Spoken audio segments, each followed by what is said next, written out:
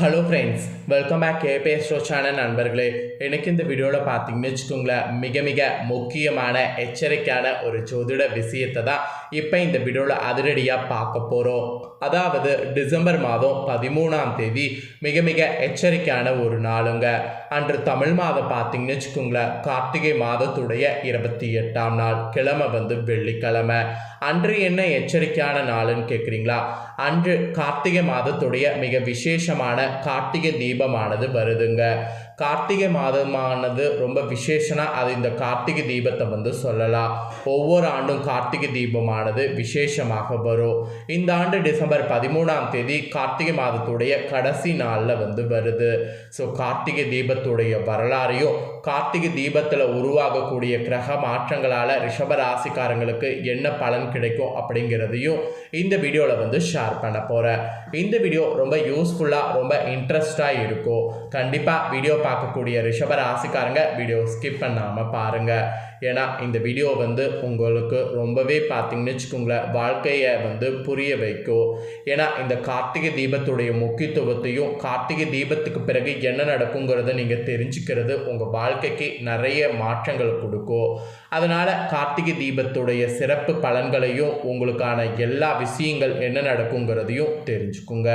First Karthigai தீபத்துடைய வரலாறு சிறப்பை உங்களுக்கு ஷேர் பண்ணுறேன், அதை முதல்ல தெரிஞ்சுக்குங்க. கார்த்திகை தீபமானது கார்த்திகை மாதத்தில் வரக்கூடிய கார்த்திகை நட்சத்திரத்தில் ஒவ்வொரு ஆண்டும் கொண்டாடப்படும்.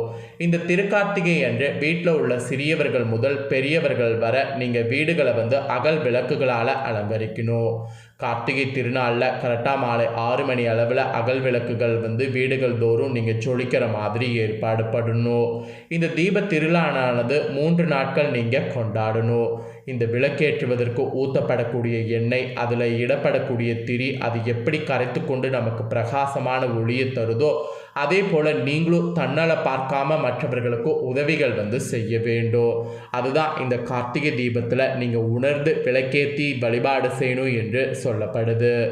இந்த கார்த்திகை மாதத்தில் வரக்கூடிய கார்த்திகை நாள் ஏனைய கார்த்திகை நாட்களை விட விமர்சையாக ஒரு நாள்னா அது இந்த கார்த்திகை தீப விழாவினை சொல்லலாம். ஏன்னா இந்த கார்த்திகை மாதத்துக்கான சிறப்பே இந்த கார்த்திகை தீப விழாவை தான் சொல்லப்படுது. மேலும் இந்த கார்த்திகை தீப விழாவானது 3 நாட்கள் கொண்டாடப்படும். அது குமாரலாய தீபோ, சர்வலாய தீபோ, விஷ்ணுவலாய தீபோ. இது 3ஆக கொண்டாடப்படுவது எந்த அளவுக்கு சாத்தியம் அப்படிங்கிறத உங்களுக்கு சொல்கிறேன், அதை நோட் பண்ணிக்கோங்க. ஃபஸ்ட்டு குமாரலாய தீபோ. கார்த்திகை மாதத்தில் முருகன் கோவிலில் கார்த்திகை நட்சத்திரம் கூடி வரக்கூடிய முதல் நாள் ஏற்றப்படக்கூடிய தீபம் குமாரலாய தீபோ. அப்புறம் 2வது நாள் வருவது விஷ்ணுவலாய தீபோ, அதாவது விஷ்ணுவ ஆலயத்தில் ஏற்றப்படக்கூடிய தீபோ. கார்த்திகை மாதத்தில் விஷ்ணு கோவிலில் கொண்டாடப்படக்கூடிய ரோகிணி நட்சத்திரம் கூடி வரக்கூடிய நாளில் இந்த தீபம் ஏற்றப்படுவது விஷ்ணு கோவிலில் ரொம்ப விசேஷம். அதனால் கார்த்திகை தீபத்துடைய 2வது நாள் விஷ்ணு தீபோ என்று சொல்லலாம். அப்புறம் 3வது சர்வலாய தீபோ. மற்ற இந்து ஆலயங்கள்லேயும் வீடுகள்லேயும் கொண்டாடப்படுவது தான் இந்த 3வது நாள் தீபோ. இது கார்த்திகை மாதத்து முழுமதி திதி நிறைந்த நாள் என்று சொல்லலாம். ஸோ இந்த மாதிரி 3 விதமாக பார்த்தீங்கன்னு வச்சுக்கோங்களேன், தீபமானது ஏற்றி கொண்டாடப்படுது. இது எல்லாவோட திருவண்ணாமலையில் ஏற்றப்படக்கூடிய கார்த்திகை மகா தீபம் தான் ரொம்ப ரொம்ப விசேஷமானது. திருவண்ணாமலையில் கார்த்திகை தீபம் வரக்கூடிய அன்னைக்கு காலையில் பரணி தீபமானது ஏற்றப்படும். பிறகு மாலையில் மகா தீபமானது மலை உச்சியில் ஏற்றப்படும். இந்த தீபம் சிவன் அக்னி பிளம்பாக நெருப்பு மலையாக நின்றார் என்ற ஐதீகப்படி மலையில் தீபமானது ஏற்றப்படுது. இத்தீபம் ஏற்றக்கூடிய திருவண்ணாமலை மலையானது 2668 அடி உயரத்தை கொண்டிருக்கு. இந்த மலை மீது தீபம் ஏற்ற செம்பு, இரும்பு கொப்பரை கொண்டு தயாரிக்கப்பட்ட கொப்பரையானது பயன்படுத்தப்படுது. இதில் தான் தீபம் ஏற்றப்படுது. இந்த தீபம் ஏற்ற சுமார் 3000 கிலோ மேற்பட்ட நெய்யும் 1000 மீட்டர் காடா துணியை கொண்டு ஏற்றப்படுது. என்ன ஒரு சிறப்பான தீபம் அப்படிங்கிறத தெரிஞ்சுக்குங்க. இந்த மகா தீபம் ஏற்றப்பட்டதுக்கு பின்னாடி தான் வீடுகளெல்லாம் பார்த்தீங்கன்னு வச்சுக்கோங்களேன், தீபமானது ஏற்றப்படும். அந்த அளவுக்கு ஒரு சிறப்பான மகா தீபம் தான் இந்த திருவண்ணாமலையில் ஏற்றப்படக்கூடிய உச்சி தீபம். இந்த தீபத்தை பார்த்தாலே கோடான கோடி புண்ணியம் கிடைக்கும். அதனாலேயே இந்த தீபத்தை பார்க்கறதுக்கு பல லட்சக்கணக்கான பக்தர்கள் திருவண்ணாமலையில் குவிகிறாங்க. ஸோ இந்த ஆண்டு வெள்ளிக்கிழமை அதுவுமா திருவண்ணாமலையில் மகா உச்சி தீபம் ஏற்றப்படுவது ரொம்ப விசேஷம். மேலும் இந்த தீப திருநாளில் உருவாகக்கூடிய கிரக மாற்றங்களால் ரிஷபராசியில் பிறந்தவங்களுக்கு இந்த மாதிரியான பலன்கள் கிடைக்கும் என்று உங்களுக்கான பலன்களானது குறிப்பிடப்பட்டிருக்கு. ஸோ குறிப்பிடப்பட்ட பலனை இப்போ இந்த வீடியோவில் ஷேர் பண்ண போகிறேன். ரிஷபராசிக்காரங்க உங்கள் ராசிக்கான பலன் என்னங்கிறத தெரிஞ்சுக்குங்க. ரிஷபராசியில் பிறந்தவங்களுக்கு இந்த தீப திருவிழாவுக்கு பிறகு மிகவும் மகிழ்ச்சியும் பல வகைகளில் வளர்ச்சியும் தரக்கூடிய நாட்களாக கிரகங்கள் அமைஞ்சிருக்கு. மெயினாக இந்த டைம் உங்களுக்கு வெளி வட்டாரத்தில் நீங்கள் செய்யக்கூடிய செயல்களுக்கு செல்வாக்கு அதிகரிக்கும். புதிய முயற்சிகள் எது வேணாலும் செய்யலாம். எந்த புதிய முயற்சிகள் நீங்கள் செய்தாலும் அனைத்துமே மிக எளிதாக வெற்றி அடையும். இதை விட எதிர்பார்த்த பணவரவு உங்களுக்கு ஈஸியாக கிடைக்கும். அந்த மாதிரி கிடைக்கிறதோடு எதிர்பாராத அதிர்ஷ்ட வாய்ப்புகளும் உங்களுக்கு ஏற்படக்கூடும். அதே போல் குடும்பத்துக்கு தேவையான பொருட்கள் வாங்குறதா இருந்தால் வாங்கி மகிழலாம். வாங்கி மகிழும் போது எந்த ஒரு ப்ராப்ளமும் வராது. அப்புறம் கணவன் மனைவிக்கிடையே அந்யோன்யமானது அதிகரிக்கும். அந்யோன்யம் அதிகரிக்கும் போது அந்த அந்யோன்யத்திற்கேற்ப செயல்பட வேண்டியது ரொம்ப முக்கியம். சிலருக்கெல்லாம் இந்த தீப திருநாளுக்கு பிறகு குழந்தை பாக்கியம் கிடைப்பதற்கு அதிக வாய்ப்பு இருக்குது. ஸோ குழந்தைக்கு ட்ரை பண்ணுறவங்க ட்ரை பண்ணுங்கள். பிரிந்திருந்த கணவன் மனைவியாக இருக்கிறவங்க கூட ஒன்று சேர்வதற்கு அதிகப்படியான வாய்ப்பு இருக்குது. ஸோ பிரிந்திருக்கக்கூடிய கணவன் மனைவி யாராக இருந்தாலும் சேர்வதற்கு முயற்சி பண்ணுங்க. திருமண முயற்சிகள்லாம் எது நீங்கள் செய்தாலும் அதில் சாதகமாக உங்களுக்கு பலன் கிடைக்கும். சுப நிகழ்ச்சிகள்லாம் திட்டமிட்டபடி நடத்தி முடிக்க வாய்ப்பு உங்களுக்கு கிடைக்கும்.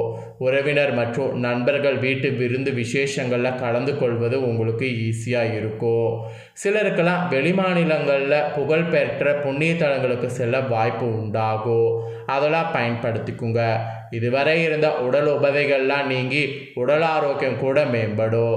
அது மட்டும் இல்லாமல் வாழ்க்கையில் நல்ல முன்னேற்றம் ஏற்படுவதற்கு திருப்பு முனையாக இந்த தீப திருநாளுக்கு பிறகு உங்களுக்கு வாய்ப்பு அமையும். ஸோ மொத்தத்தில் இந்த தீப திருநாள் உங்கள் வாழ்க்கையை பயங்கரமாக புரட்டி போட போகுது. அதுவும் அலுவலகத்தில் இருக்கக்கூடிய உங்களுக்கு உற்சாகமான சூழ்நிலையானது காணப்படும். பணிகளில் கூட உற்சாகமாக ஈடுபடுற மாதிரி உங்கள் மனநிலை இருக்கும்.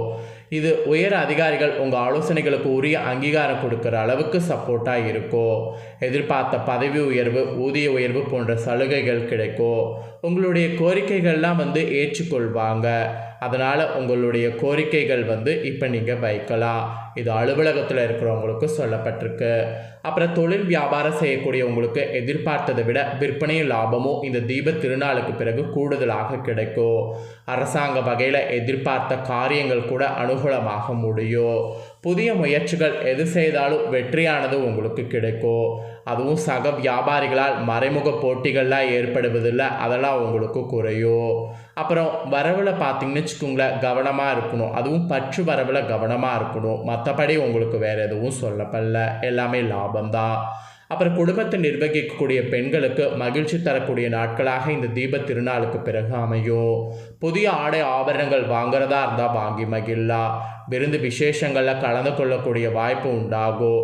கலந்து கொள்ளுங்க. அலுவலகத்துக்கு செல்லக்கூடிய பெண்களுக்கு பல வகையில் அனுகூலங்கள் ஏற்படும்.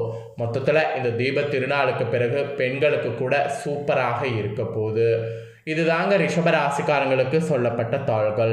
ரிஷபராசிக்காரங்க உங்களுக்கு இந்த தீப திருநாளுக்கு பிறகு என்ன நடக்கும் அப்படிங்கிறத தெளிவாக ஷேர் பண்ணிட்டேன். ஷேர் பண்ண இந்த பலனை தெரிஞ்சிருப்பீங்க. இந்த பலன்களுக்கேற்ப நடந்து பலன் பெறுங்க. உங்களுக்கு பரிகாரமாக என்ன சொல்லப்பட்டிருக்குன்னா, முருகப்பெருமானையும் விநாயகரையும் பார்த்தீங்கன்னு வச்சுங்களேன் வழிபாடு செய்யணும் என்று சொல்லப்பட்டிருக்கு. முருகப்பெருமானையும் விநாயகரையும் கார்த்திகை தீப திருநாளில் செவ்வரளி மலர்களால் அர்ச்சனை செய்து கவசத்தை படித்து வரணும். அதாவது சஷ்டி கவசம், விநாயகர் கவசம் பாராயணம் செய்யணும், இல்லைன்னா கேட்க செய்யணும். இதை நீங்கள் செய்தீங்கன்னாவே உங்களுக்கு இந்த தீப திருநாளுக்கு பிறகு இன்னும் நிறைய நன்மைகள் நடைபெறும். அதனால் மறக்காமல் இதை செய்யுங்க. ஸோ ரிஷபராசிக்காரங்க, நீங்கள் இந்த வீடியோ பார்த்து பயனடைஞ்சது போல் உங்கள் ஃப்ரெண்ட்ஸ் ஃபேமிலி இருக்கவங்களும் பார்த்து பயனடையணும்னு நினச்சிங்கன்னா வீடியோ லைக் பண்ணி ஷேர் பண்ணுங்கள். உங்கள் ஃப்ரெண்ட்ஸ் ஃபேமிலியில் இருக்கிறவங்களும் வீடியோ பார்க்கட்டும். அவங்களும் அவங்களோட ராசி ரிஷபராசியாக இருந்ததுன்னா இந்த தாள்களை பார்க்கட்டும். இந்த தாள்களை பார்த்து இந்த தாள்களை தெரிஞ்சு இதற்கேற்ப நடந்து பலனடையட்டும். ஸோ கண்டிப்பாக வீடியோ லைக் பண்ணி ஷேர் பண்ணுங்கள். உங்கள் ஃப்ரெண்ட்ஸ் ஃபேமிலியில் இருக்கிறவங்களும் பார்த்து பலனடையட்டும். மேலும் இதே போல் புதிய அப்டேட்டான நிறைய வீடியோ நம்ம சேனலில் போடப்படும். அதை எல்லாத்தையுமே உடனுக்குடனே தெரிந்து கொள்ள மறக்காமல் நம்ம சேனலை சப்ஸ்கிரைப் பண்ணுங்கள். கூட பெல் பண்ண ப்ரெஸ் பண்ணுங்கள். அதை பண்ணிட்டீங்கன்னா நான் போடுற மற்ற அப்டேட்டான எல்லா வீடியோஸும் உடனுக்குடனே தெரிந்து கொள்ளலாம். ஸோ மறக்காமல் பண்ணுங்கள். இதே போல் சுவாரஸ்யமாக வேறொரு வீடியோவில் வந்து உங்களை சந்திக்கிறேன். தேங்க்யூ.